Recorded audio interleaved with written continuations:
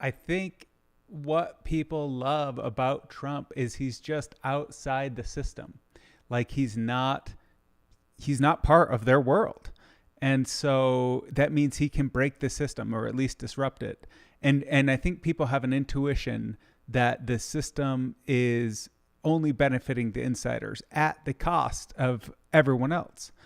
And so I think that's what people like about Trump. That's what I like about him. What do we like about Harris? Well, first of all, everyone says that she can't talk, she can't, string two words together, whatever. That she is, I don't know. I've never actually heard a fair criticism of her. Everything that I hear about her seems to be uh, basically character attacks. Like she's a drunk or whatever, which is crazy. That's crazy. First of all, you could say that about anyone. Like, what do you eat candy? Like, what do you smoke your lungs out? Like, what are you liar? Like, what you have your own bad habits or whatever. I don't even know if she drinks. Maybe she doesn't even drink. I do like that Trump doesn't drink at all. I do like that a lot. Um, but yeah, they're very different people. And I think it's pretty clear that a vote for Kamala Harris is a vote for the establishment and the way things are going and the way things have been. And a vote for Donald Trump is a vote to change the system, to disrupt the system. And I don't actually have any fucking clue, like what is the right thing to do here. I do feel like the system is broken and it needs to be changed, but there's a really good way that, there's a really good reason why things are the way that they are. So, anyway, yeah, I guess here my summary on tonight's debate is it was a tie. They're both fucking winners and losers at the same time.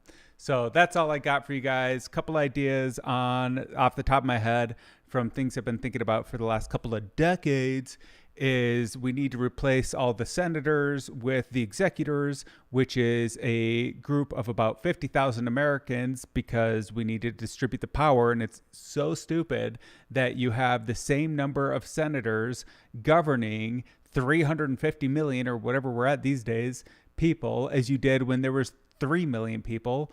And obviously, you should distribute that power and lawmaking through anyone who's interested and has domain-specific knowledge, because nobody can know everything.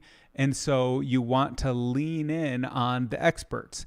And the vision of government I have is full automation, blockchain technology. Every law is, built using the same core construct of whatever. Like, you can have expiry periods to them. You can have them linked to all these different things. I don't have it very well figured out in my mind at this point to be able to articulate it, but I see this tremendous opportunity to distribute the concentrated power in government to, I don't know, millions of participants, millions literally. So that's one thing. Another thing is I think we do need to expand I've thought this for so long. We need to completely revamp the voting program in all the ways I described. It should just be a Tinder app where you just go see their, who basically the things that matter to me is who gave them money, what did they vote on in the past,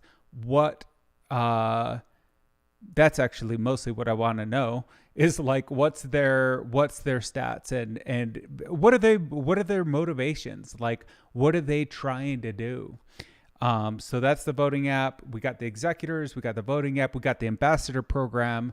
Obviously, we should be leaning on Google, Facebook, Meta, Apple, all these big tech companies to solve some of the most technically difficult and intractable problems that our country faces.